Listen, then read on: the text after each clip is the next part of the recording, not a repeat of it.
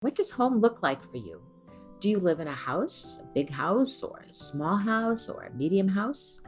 Do you live in a trailer? Or maybe you live in an apartment or a condominium. Maybe you live on a houseboat or in a treehouse. I always thought that living in a treehouse might be a fun experience. Well, all of this wondering reminded me of a story that we published in Highlights called The Thing About Houses. And I'd like to read you this story.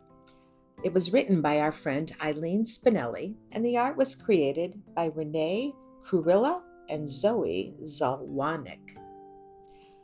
Our house is small, scrunched in a row of other houses.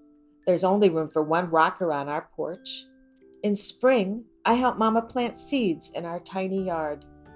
It's easy. You can grow lots of things in a small space if you are clever like Mama and have what they call a green thumb. The tree in front of our house is crooked, but the birds don't seem to mind.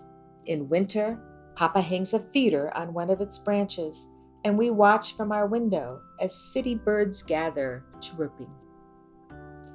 Some houses are big with patios, wide enough for parties that could fit everyone in my class.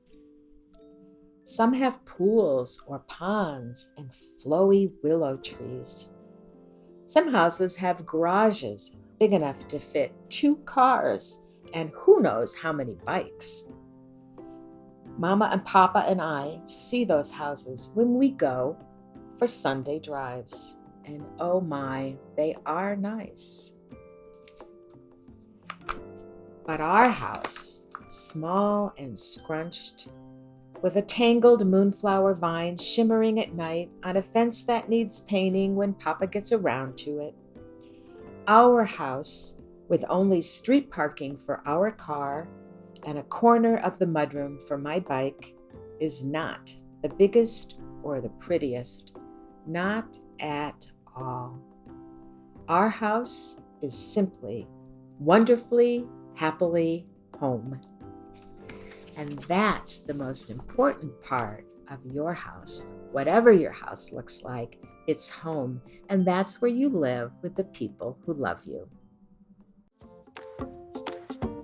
Watch more on Highlights High Five, the channel just for you.